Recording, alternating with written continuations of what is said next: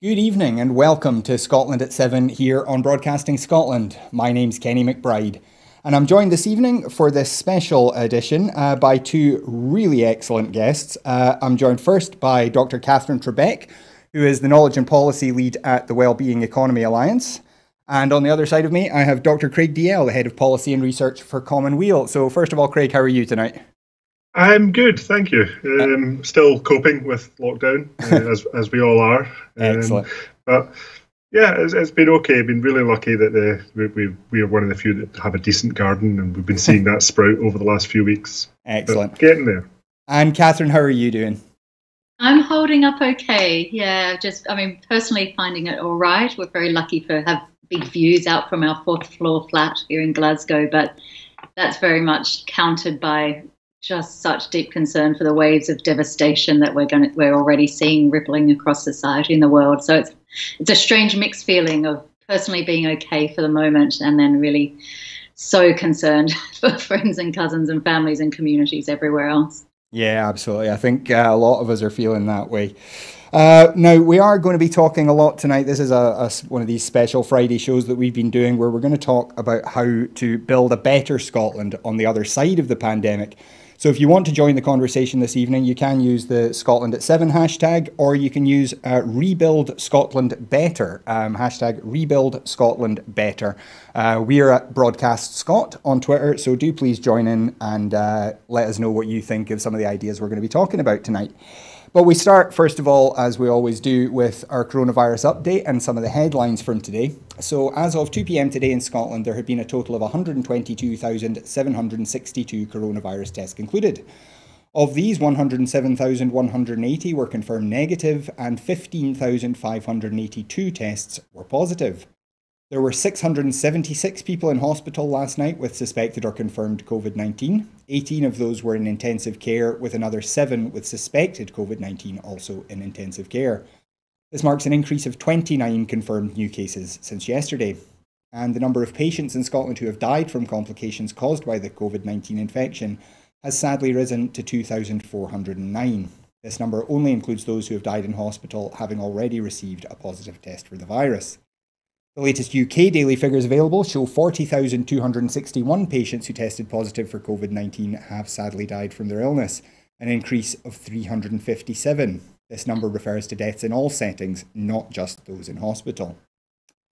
And in England, an increase in the number of deaths in England and Wales in recent months that have not been linked to COVID-19 could indicate that undiagnosed cases are killing more people than previously thought, according to data from the Office for National Statistics released today. ONS figures showed that there were 46,380 excess deaths, the number of deaths above those expected, between March the 7th and May the 1st, and that just over a quarter of those, 12,900, did not officially involve the coronavirus. But in an analysis, the ONS said that undiagnosed cases of the disease could explain excess deaths, especially among the older population. People in retirement and nursing homes have been particularly vulnerable to the illness, and Prime Minister Boris Johnson's government has been criticised for failing to protect this sector adequately. In the United States, American civil rights activist the Reverend Al Sharpton told mourners that George Floyd's death in police custody and the nationwide protests that ignited marked a reckoning for America over race and justice, demanding, "Get your knee off our necks."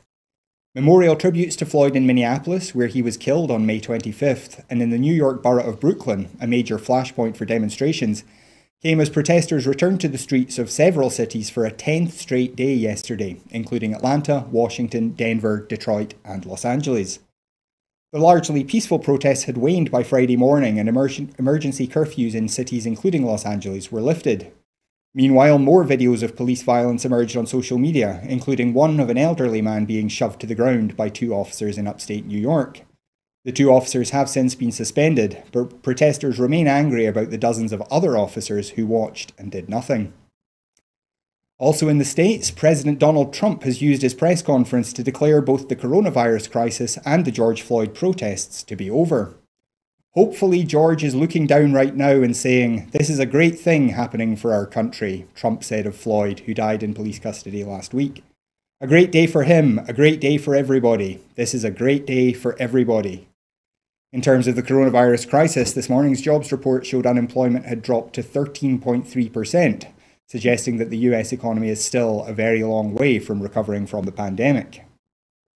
Back in the UK, and the SNP has slammed Labour's newly appointed DWP spokesperson for a shocking interview that the party said turned back the clock to the worst aspects of Blairism. In an interview with Politics Home, Shadow Secretary for the DWP, Jonathan Reynolds, claimed that those who have made greater contributions to the system should receive more out of it.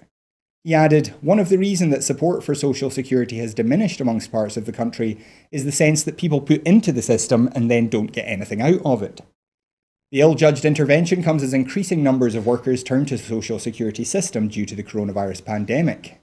SNP MSP Shona Robson said, "Sadly, it looks like Keir Starmer's front bench wants to turn back the clock to the worst aspects of Blairism. There are countless failures of the social security system under the Tories, yet Labour's first instinct is to reinforce misguided and harmful ideas about strivers and scroungers." The SNP has called on the Tory government to rule out ushering in a new era of devastating austerity and to instead commit to investment and strengthening welfare protections to protect the economy, jobs and people's livelihoods. The call follows a new paper published by Policy Exchange which has urged the UK government to take the opportunity to move away from austerity, stating that post-crisis, the UK needs a pro-growth economic strategy to see a sustained economic recovery that reduces unemployment and brings the public finances back into shape while avoiding austerity. A poll included in the findings also revealed strong opposition to spending cuts that would hit public services, with only 16% backing the plans. The Tories are planning to hit Scotland with a hard or no-deal Brexit in less than 7 months' time, on top of the coronavirus crisis, after the EU's chief Brexit negotiator delivered a damning verdict over the UK government's reckless approach to talks, according to the SNP's shadow Brexit spokesperson, Dr Philippa Whitford MP. Dr Whitford added that Scotland's vital industries, such as manufacturing and agriculture, were at risk as talks reached deadlock once again before the June deadline for a transition extension request. At a press conference following the fourth round of talks between the EU and the UK, Michel Barnier stated bluntly that there have been no significant areas of progress, that the UK was continuing to backtrack on its commitments made in the political declaration, and that they don't think we can go on like this forever.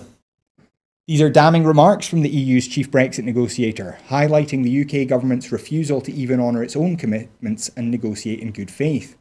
This shows a reckless approach to the economy, businesses and people's jobs and livelihoods when we're in the middle of the biggest economic and health crisis in living memory, said Dr Whitford.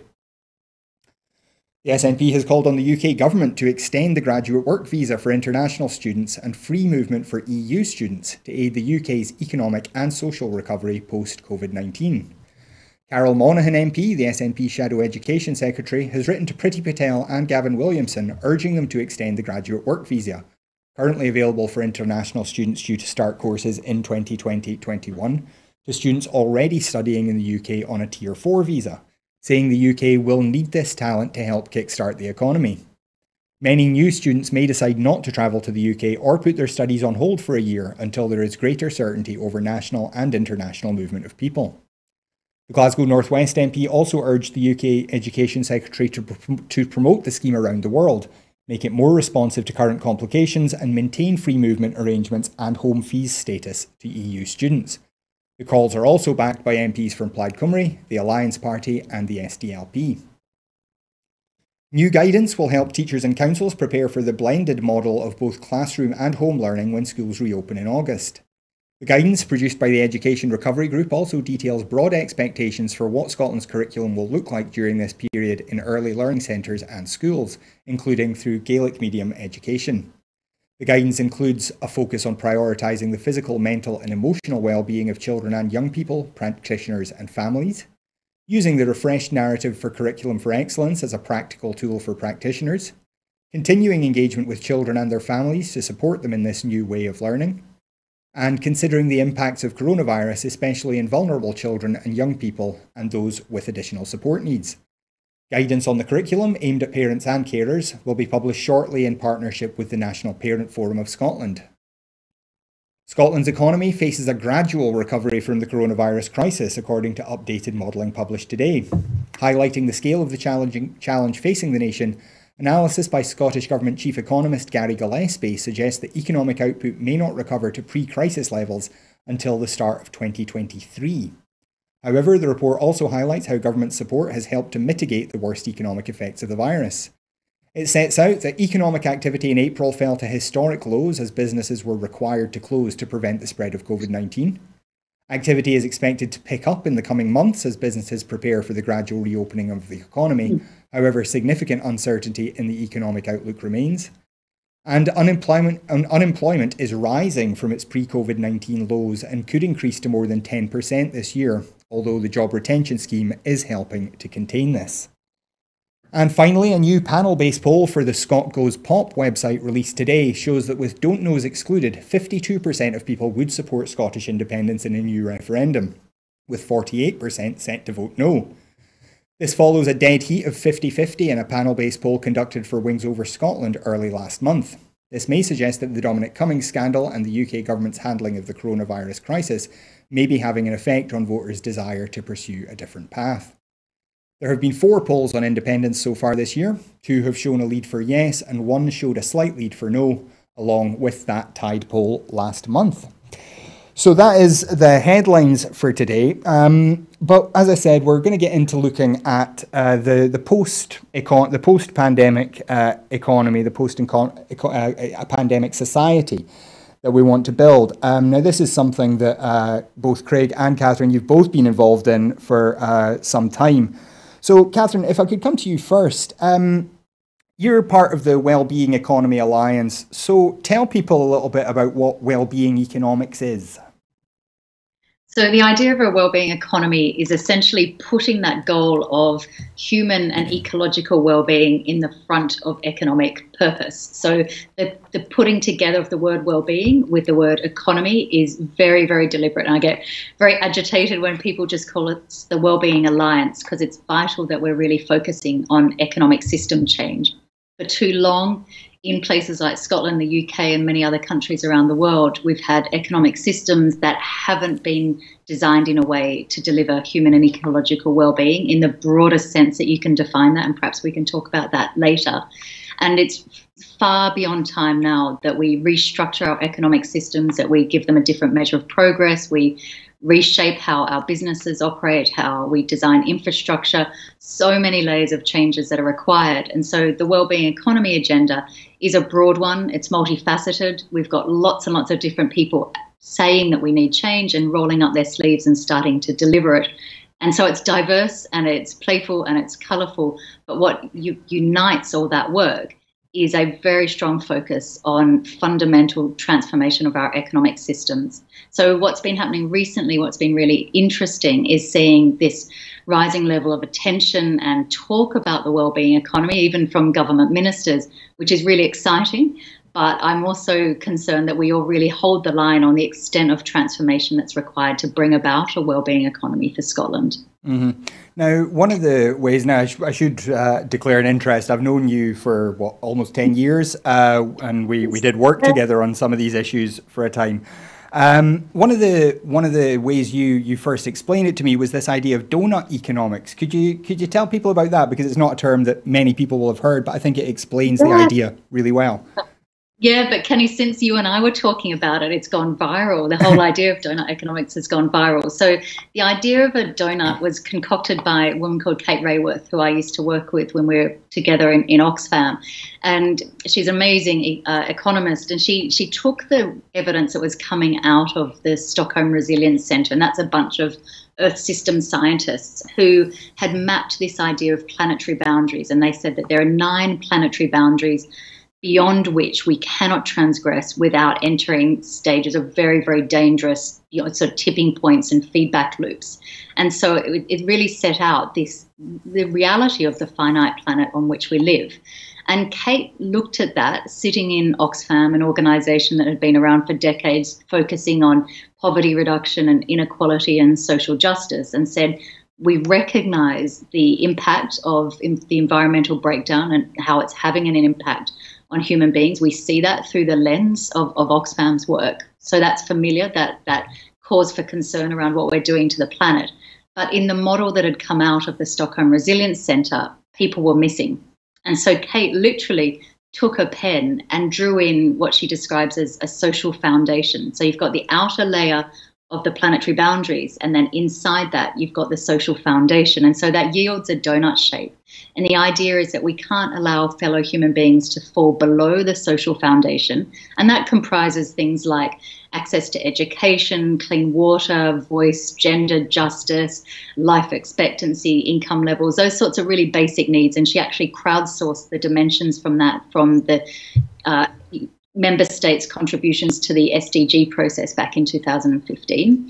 And so you've got the social foundation on the inside, planetary boundaries on the outside. And the point is that we need our economic system to operate between the two, because that's where it's safe and that's where it's just. And you obviously need some huge amount of changes to get inside there. But I understand that if we get inside the donut, that's creating a well-being economy. Okay. And Craig, if I could come to you now, you published a paper this week on resilience economics. Now, is resilience economics a subset of well-being economics, or vice versa, or is it something different altogether? Maybe my background as a physicist can sort of shape this a little bit. The thing with economics is we don't have a unified theory of economics. There isn't a single equation that describes all of economics. What you have is a bunch of models that describe a certain piece at a certain place at a certain time. And you generally have to pull lots of these together to craft the narrative that you want to tell. And this is what we've tried to do with this resilience economics. So what we've seen, not just in this crisis, where we've seen the economy collapse to an unprecedented degree. We saw early predictions that it was going to be a V-shaped recession, and it was people literally saying that it would all be over by Christmas. Now we're seeing that it's going to be a much slower recovery.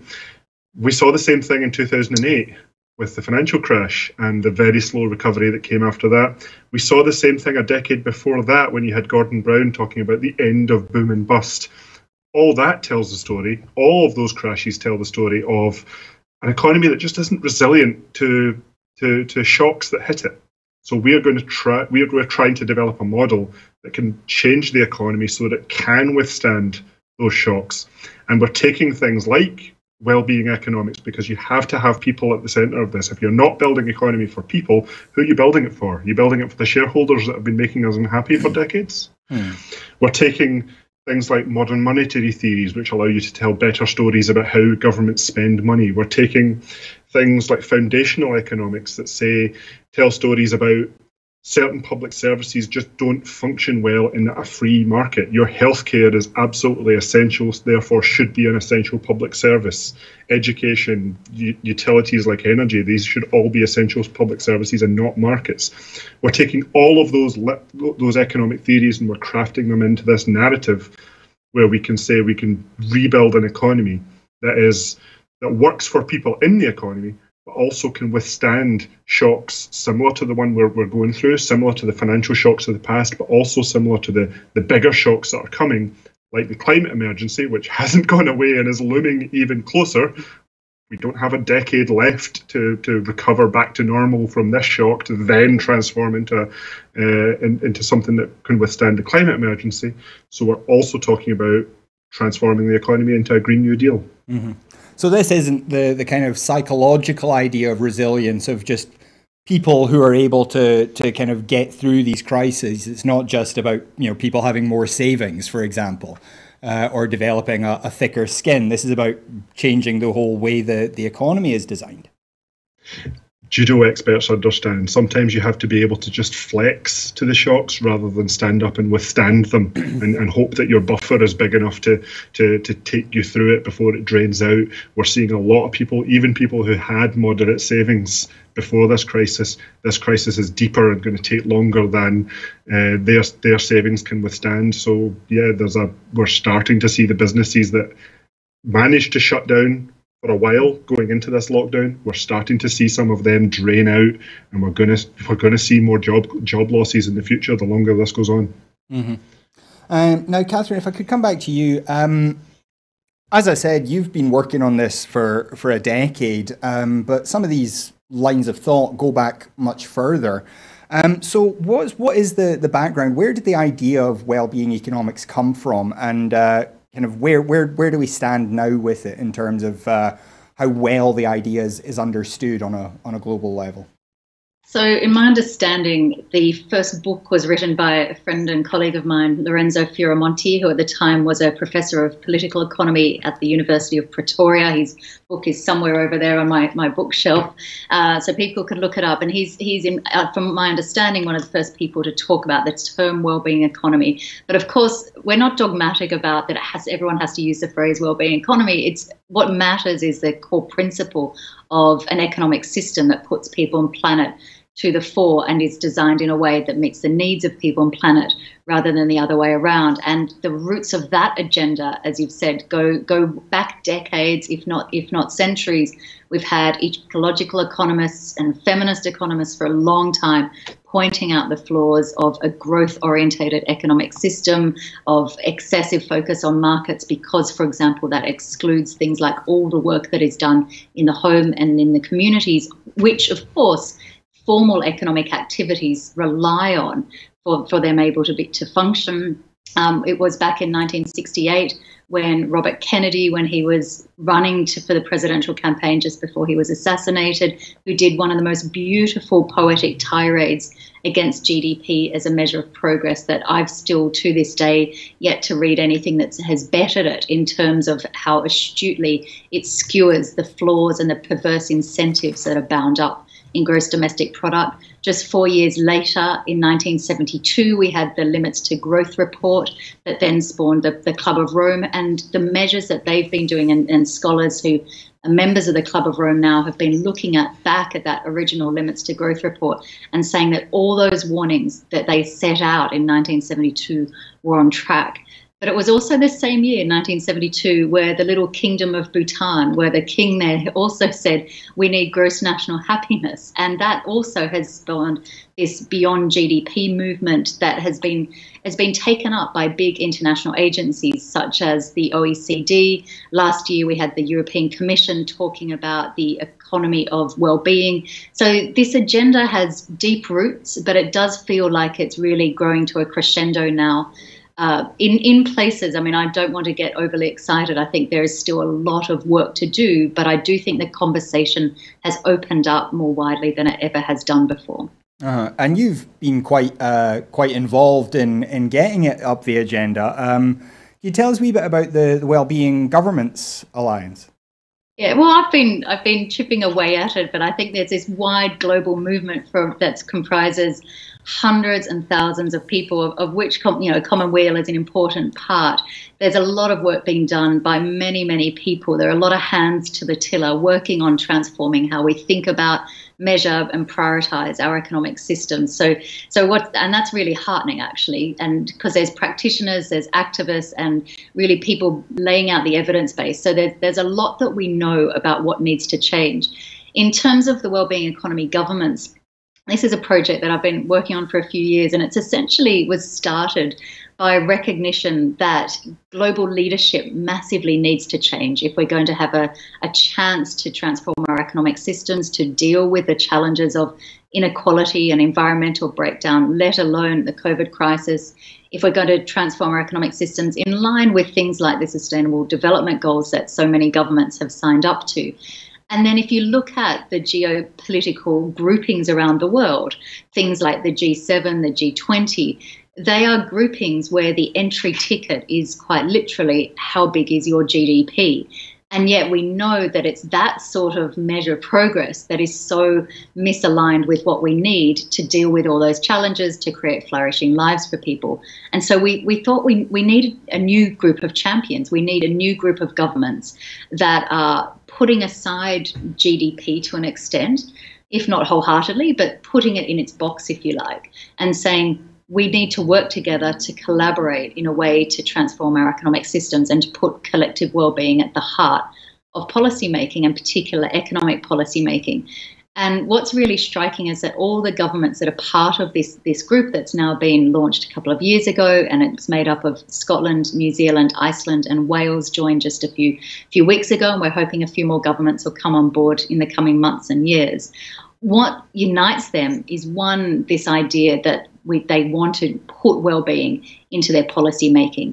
But two, there's actually quite an extraordinary humility amongst these governments, because they all recognise they haven't made it yet, they haven't got there. They certainly know they haven't created well-being economies, they haven't got all the solutions. And so WeGo is a bit of almost a self-help group for government officials, if you like, because it's about sharing and collaborating and working together to come up with solutions that they can then replicate in their respective governments. So, for example, you've got New Zealand sharing the experience of their wellbeing budget. You've got Scotland sharing the experience of its natural capital accounting, the NPF, for example. You've got Iceland sharing its experience of the wellbeing framework, its gender work, and you have Wales, I think, will be really flying the flag for the future generations work. And it's really nice to imagine that we can go on a journey of continuous improvement through governments of different political persuasions, collaborating and speaking openly together. And we hope that will bring about better policies that will improve lives for people. Yeah, I mean, that sounds very promising. Craig, on the kind of resilience economics side, is this something where there is a similar sort of international movement? Are there other people around the world working on this?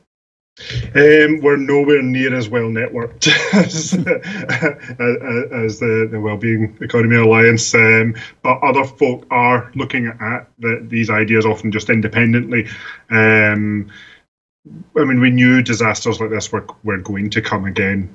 And we knew that they were going to have an effect on the economy. And so these kind of thought lines were being talked about even before this. But now that the crisis is here and people are seeing just how deep it is, yes, there are economists around the world starting to talk in terms of this resilience idea. There was a book called Anti-Fragile, which went into the similar ideas as well, about building an economy that can flex back from shocks rather than collapsing under them. So yeah, the ideas are out there. We're now at the stage of trying to find them and start to do similar work by knitting them together and pushing them forward.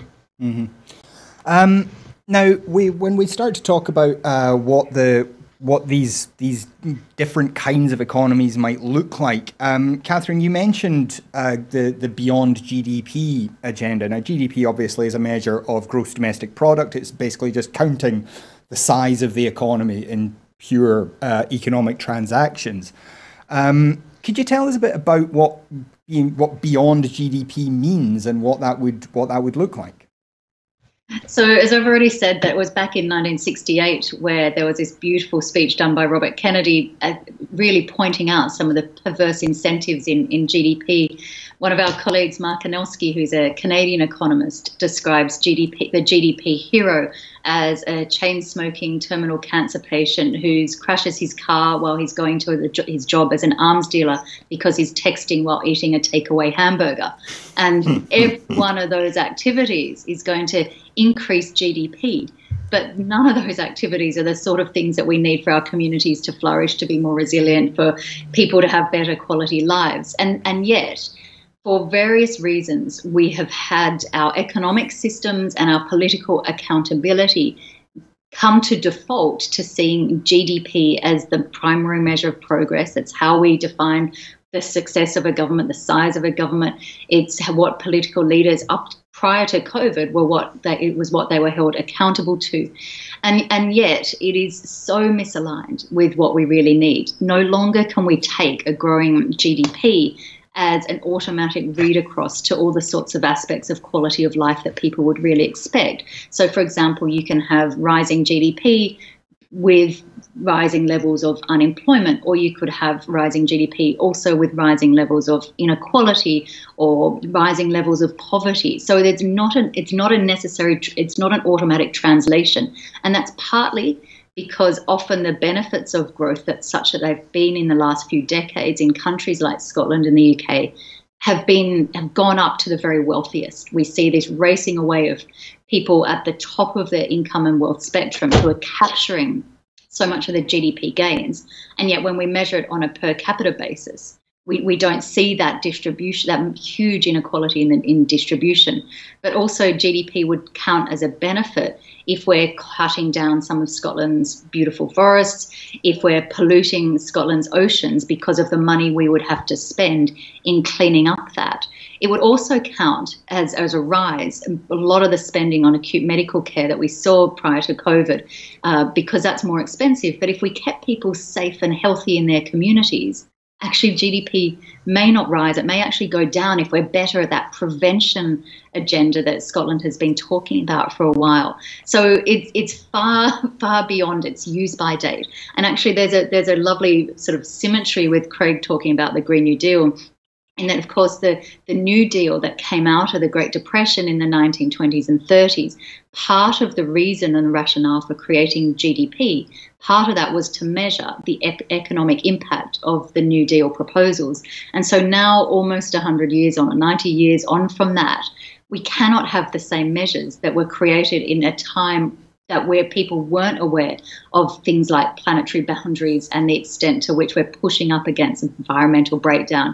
We can't have the same measures of progress when people are more acutely aware of the impact of inequalities on people's health and on people's life expectancy and things like that. So GDP is way past its use by date, but it also had been stretched way beyond what its original creator ever intended it to. And so the Beyond GDP movement is really, it's a flourishing conversation. There are so many different initiatives out there, actually. I'd perhaps suggest too many, of people who have put their heads together. Often I'd recommend this if they've consulted with communities to create alternative measures of progress. So there's things like the Genuine Progress Index, the Social Progress Index, the OECD have the Better Life Index. There are heaps and heaps of these different measures of progress that we can turn to that give us a better feel for how economic activity is translating to quality of life for people. Mm-hmm. Yeah, I'm reminded of Andrew Yang, the presidential candidate in the US, and he talked about GDP and said how the creator of it had said that motherhood should be valued within GDP and that national defense shouldn't, because it didn't actually add any value to people's lives. And of course, we've done the exact opposite of all those things. But anyway, Craig, coming to you now, we have talked a lot about UBI in the past, and I know you've had private conversations about it at home. How big a lever do you think that could be? As I say, it's something we've talked about on the show here before. It's obviously it's not a magic bullet, but how big a difference do you think something like that could make? Well, we have to think of it whether are we talking about it as making a difference in the short term to this crisis right now, or in the longer term, beyond the crisis. And in both cases, yes, I think it can be. In the short term, one thing that I've found that the UK government has actually done quite well is its relative generosity when it came to the furlough scheme. There are huge holes in it. There are people getting missed out all over the place. But that's been happening in a lot of other countries as well. The UK did this relatively well. But the biggest weakness of the furlough scheme is if your business closes, you're out of work, you no longer are eligible for it. And because we are putting our economy into hibernation, for the good of public health, there's nothing that you as a worker can do to prevent your business closing if that's its fate. So it's very unfair on those workers who lose their job while they're furloughed and then end up with nothing. So a universal basic income would solve that problem. It would solve the problem of people getting missed out because they're self-employed or unemployed or whatever other crack they've fallen through. So I really think that, yes, we really need a UBI to get us through this crisis. Mm-hmm. Longer term, this is where we maybe call back to the statement you made in the start of the programme, the story about us reach the Labour Party thinking about reshaping the benefit system to according to how much you've put in. Mm-hmm. And I've talked to a lot of people about alternatives to things like UBI, things like a minimum income scheme that's currently been rolled out in Spain and other places. The problem with these ideas is as soon as you're out of the system, as soon as your income is above what the system, those thresholds, you're suddenly not receiving something. You don't have any ownership over that policy. With a truly universal basic income, one of the biggest advantages I see of it is everybody is invested in it. So everybody has a stake in making sure that it is as good as it can be, even if they're on relatively high incomes and end up seeing the majority of what they get, or even more than what they get, taxed back off them, because they still have the security of it being there if they need it, and the sort of solidarity of being invested in that system. Whereas if you just have these means-tested systems that people are only paying into without getting anything out, that just leads to tribal populism. Yeah, and of course, I mean, we saw that for decades with child benefit, and that was something that was universal, was very popular, and you saw in years gone by, you saw middle class and upper class women fighting for it because they could see the benefit to themselves. Where with means-tested benefits, there are a lot of people who will just never interact with the social security system. Yeah, I mean, there is a saying that goes something along the lines of benefits for the poor become poor benefits, because the people who are outside of it fight to make it as cheap as possible, as least generous as possible. One of the big advantages for folk who are on relatively high incomes of a UBI right now is, just as we come out of the furlough schemes and start to bring the economy back up, and something we talk about in resilience economics, we want to start bringing in more of an entrepreneurial state. We don't want to end up with the economy monopolized by Amazon because we're all shopping online now. We want to get more people starting up businesses. But starting up businesses is extremely risky. I've been there. I had a business proposal that I ended up abandoning because I literally could not afford for it to fail. Whereas if I had had a UBI, maybe I would have gone forward with that. So de-risking entrepreneurship could be the thing that kickstarts our economy coming out the other end. Now, you make an interesting point there. You talk about how we want to stimulate entrepreneurialism, but a lot of people will be thinking, what's this? These radical lefties talking about setting up more and more businesses. Catherine, if I could come back to you, I mean, you're not saying that there are never going to be big businesses and nobody's going to be allowed to get rich here. It's a different it's just a different shape of economy you're looking for. Is that right? Yeah, a couple of things. I think there's a huge role for business in creating a well-being economy, but there is questions to be asked about what sort of businesses and business models, and also how wealth is created. So, I mean, richness, people getting rich, I think perhaps in a well-being economy we won't have such extremes of wealth and income inequality that we've got now. I desperately hope not. And I think part of that is because we want to eradicate the rentier system, where so many people, actually a big chunk of the wealth of those at the very top of the income pile comes from rents, where they're not going out to work, and they're not sort of getting up in the morning and going to work or writing, or they're not using their hands or their brains. It's their wealth that makes more money for them. And this is what Thomas Piketty tells us, that the returns on wealth, when they are going up, that's when you get growing levels of inequality. So it's things like people who are owning land, and the value of that land goes up while they are sitting around probably not doing anything to add to the value of that land. Or it's share prices, for example, people who own huge stock options and stock portfolios, who are not doing the wealth creation and the wealth generation, and yet the wealth comes into their bank accounts through that rentier system. Think of also patents or ownership of monopolies. So there's a big question, I think, about the nature of wealth creation. It's been estimated of the sort of 2,000 billionaires that there are in the world, roughly 2,000, 2/3 of them have made their money either through rent-seeking activities like big monopolies or industries that have got close connections to government and so are liable to corruption and crony capitalism, or through inheritance. So there's a big question mark around how wealth is created.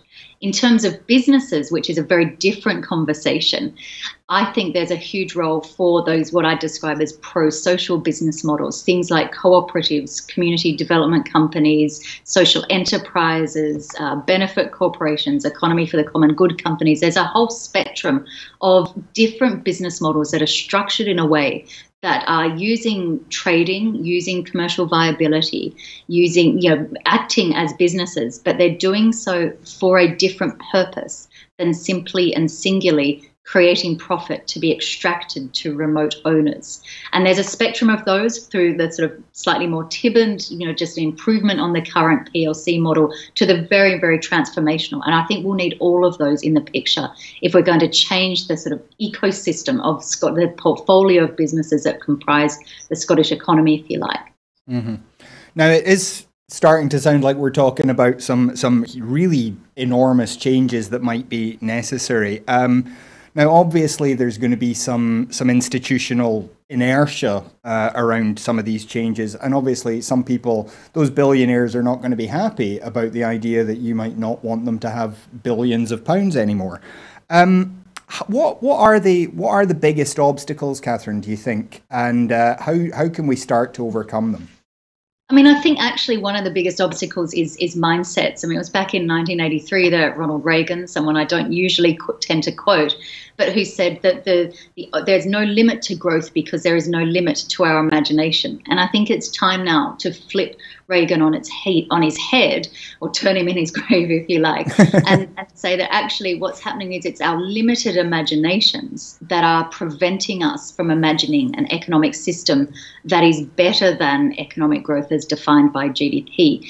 It's preventing us from conceptualizing that it is possible to design our economies differently. I mean, we've been told for decades that there is no alternative, that it's inevitable that this is the sort of economy that we've got, and the best we can do is to just tinker around the edges, help soften the blow of the collateral damage that comes from this economic system, to maybe humanize it slightly. And that's where the terrain of a lot of social policy has settled in Scotland and in many industrialized countries in the last few decades. This is a sort of social democratic consensus that we can just slightly take the hard edges off this economic system. And I don't think that's good enough anymore, partly because that model depended on a growing economy. And if we take the science of planetary boundaries seriously, we cannot grow the economy to the extent we used to be. We can no longer just grow the pie because the oven is only so big. So we need to have a conversation about pre-distribution, let alone redistribution, about how do we design the market and the economic activities in a way that generates more equal outcomes from the beginning, essentially getting the economy to do more of the heavy lifting. And things like Craig has been talking about, things like the foundational economy or community wealth building, are good examples of that, as are business models such as cooperatives and social enterprises. And I think UBI also can have a place for that as well. I think one of the most exciting things about UBI that Craig hasn't talked about is partly its contribution to shifting the power relationship in employment negotiations, because if it's set sufficiently high, and I'd say that's a big if, because a lot of the proposals that are around right now are fairly low in terms of the level of which the UBI being proposed is suggested to fall at. I mean, it's got to be above the poverty levels, but to have this sort of transformational effect. But I think if it's high enough, then you've got a very different dynamic, because people are essentially not being forced to work just to put food on the table, and that means that they can turn to the Amazons and their like, and basically say, I'm not going to work for you unless you improve the quality of jobs. And it hasn't been a lack of jobs that's been the problem in the Scottish economy. It's been the quality of jobs. And so UBI, if it can transform that relationship, then it's going to be really transformational. Mm-hmm. Now, Craig, I know in your report you talked a bit about different business models and things like that, a lot of the things that Catherine's just been mentioning. What do you think are some of the obstacles that we're going to face here? Well, the wonderful thing about there being 2,000 billionaires in the world is that between them they only have 2,000 votes. But one of the big obstacles is that folk like that have access to politics in the way that other folk don't. So one thing that we really need to change is levelling that playing field by having better systems of transparency in our democracy and really tightening up things like the way that people are allowed to lobby the governments, to avoid that sort of corrupt influence seeping in unknown and unnoticed. Do that, and then these transformations start to become remarkably easy, because a lot of these changes are popular. They are desired. It's just that people can't really see how we get to them from here. Mm-hmm. And what do you think when you know that those policies are popular? I mean, UBI especially has become very popular in recent years, and yet there seems to be a really strong resistance from certain governments to even consider it. Why do you think it is that governments are just so slow to respond to these things that seem so popular and seem to have such good outcomes when they're applied? Well, it's possibly the fear of the unknown, that no country has actually done this yet. So even the ones who say that they are in favour of it now are still a bit hesitant to be the first. There's also just the other sort of vested interests and ideologies that prevent it. The UK government has outright stated that they prefer a means-tested system to universalism. So it's unlikely we will get a universal system from the UK Conservatives. Mm-hmm. And in Scotland particularly, how big an issue do you think the fact of our constitutional arrangement is, given that the UK government still controls most taxation, especially business taxation? Well, I know that there have been attempts to set up UBI pilot schemes in Scotland, and I know that there's a report coming out very soon, actually, possibly in the next few days or a couple of weeks, that's going to talk about the state of those pilots and how they can be taken forward. I do know that there has been problems getting these limited pilots on the go, because there have been issues with interactions with things like HMRC and the DWP.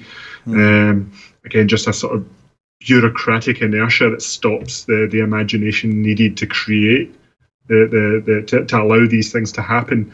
To get a UBI across all of Scotland, again, yes, it's going to be very difficult if we don't have full control of income tax, including things like the personal allowance. We don't have control over capital gains tax. We don't have control over corporation tax. But we do have control over things like land and possibility of wealth taxes. So there may be ways that we can get around it in other ways, and produce something that is approaching something like a UBI, even if we can't get all the way there. Discussions are ongoing about how we can do that with the powers that we have. I should say, though, that there are a lot of folk who reflexively just say, "Oh, Scotland can't do it with the powers that we have," without ever really trying to push the boundaries of what we can do. And I'd like to see more of a shift in that attitude before we do say that we can't do it. Yeah, absolutely. Now we don't want to end on a downer about what the big obstacles are. So let's think about some of the opportunities that are there. Catherine, what do you think are the kind of big things that we could do now, that even that people could do personally just now to start working towards this kind of economy? I mean, I think this builds on Craig's point around that it's our sort of limited imaginations, our sense of timidness, our timorousness, if you like, that does constrain our willingness to embrace the sort of transformational policies that are so necessary to transform our economic system to the extent that it is required, the extent it's going to have to be transformed to create a well-being economy. I often talk about the narrow cognitive bandwidth that plagues Scotland, is that we really don't have broad ideas and broad imaginations about how we could do things differently. And I certainly agree with Craig that there is loads that could be done now. I think the levers such as procurement and planning could be pulled with much more vigour in order to really transform the sort of nature of our businesses and the business ecosystem in localities across Scotland. In terms of what individuals can do, and I think this speaks to it, it is about pushing this conversation out.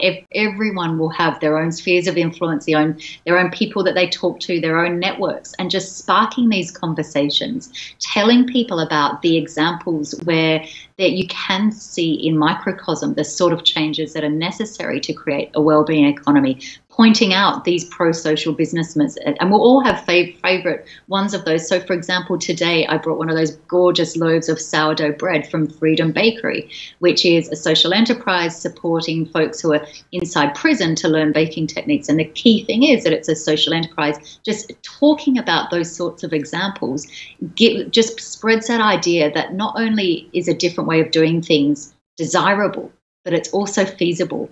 And so using conversations to open up the imagination, to expand that cognitive bandwidth is absolutely vital. And I do think things like the Wellbeing Economy Governments is an example of helping one government not to go it alone, because, as Craig said, it is risky for a government to go out too far beyond what's seen as a received wisdom or orthodoxy without backup. And that's part of the beauty of the We Go initiative. And for individuals who are wanting to be part of this wider growing movement, we've got a platform called We All Citizens, where people from all over the world are joining up to share hope and to add value to each other's work. So there's amazing exchanges on there where you've had someone from the Philippines advising someone in New Zealand on their project. There's talks that happen on there. There's people sharing events.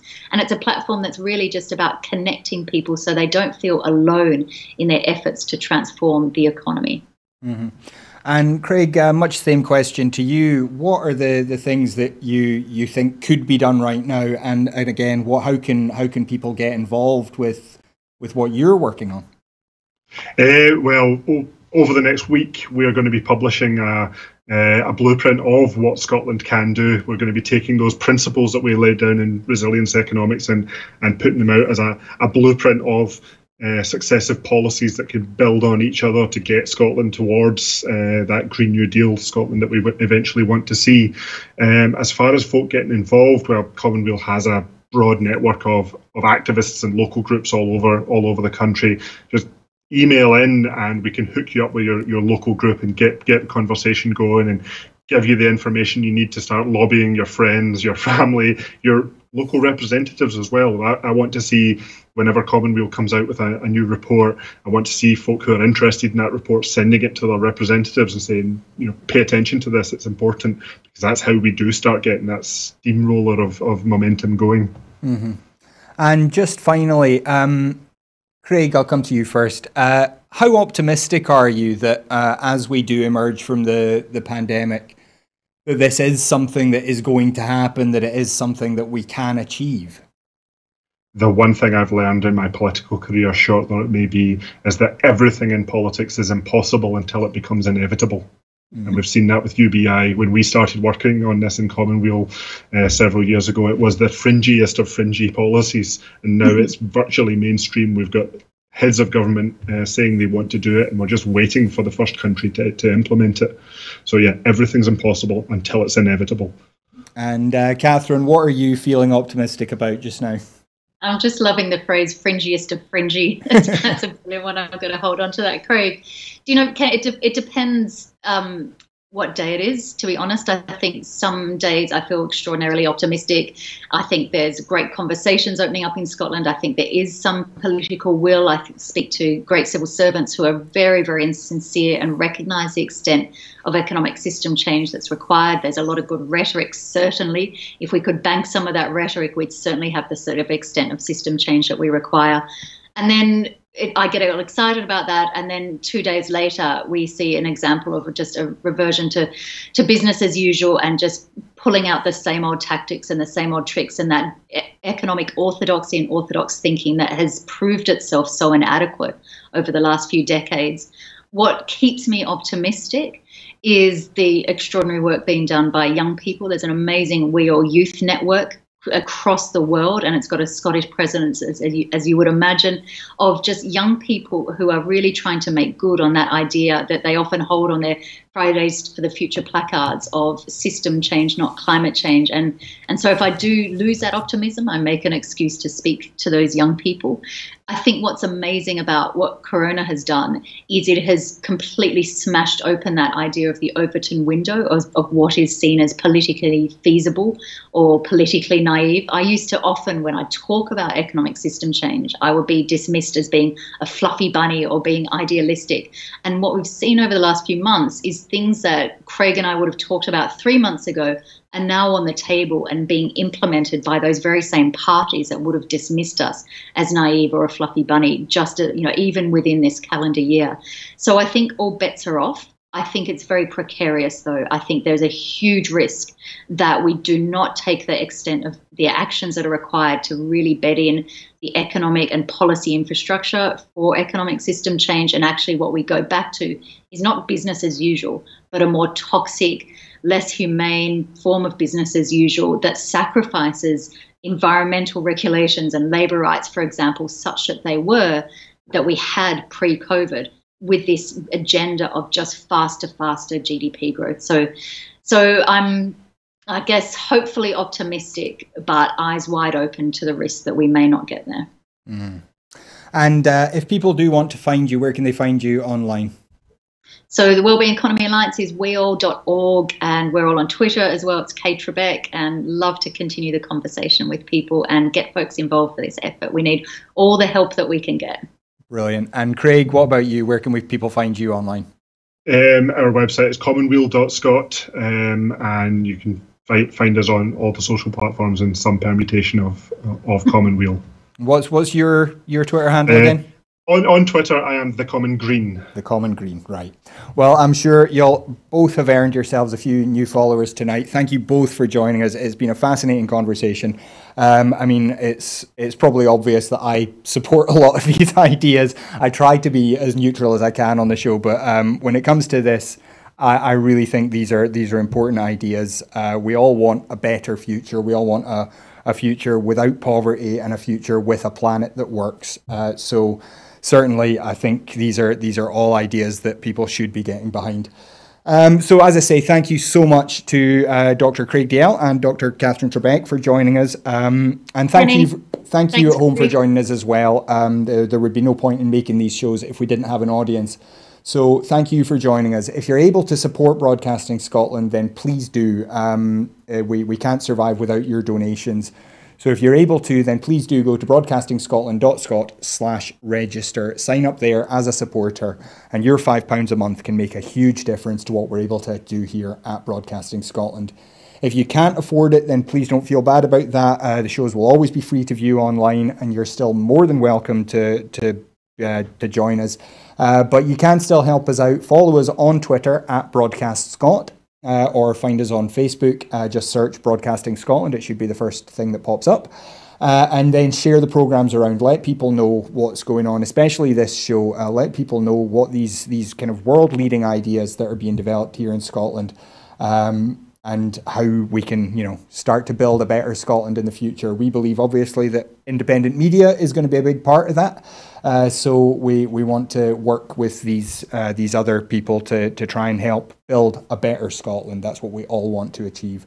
And finally, if you want to get involved here at Broadcasting Scotland, there's lots to do, both in front of and behind the camera. There's always work to be done. So if you're interested in getting involved in TV production, TV presenting, journalism, camera tech, there's lots to be done. So do please get in touch with us, either on Twitter or by email through the website. And we'll find a space for you to do whatever it is that you want to do. But that is all we've got time for today. As usual, I could stay here and talk for another hour if I was allowed, but sadly I'm not. So that is all we've got time for. I'll be back on Sunday with the full Scottish. Gordon will be back on Monday with Scotland at 7. But until then, thank you once again, Dr. Catherine Trebek and Dr. Craig Dalziel.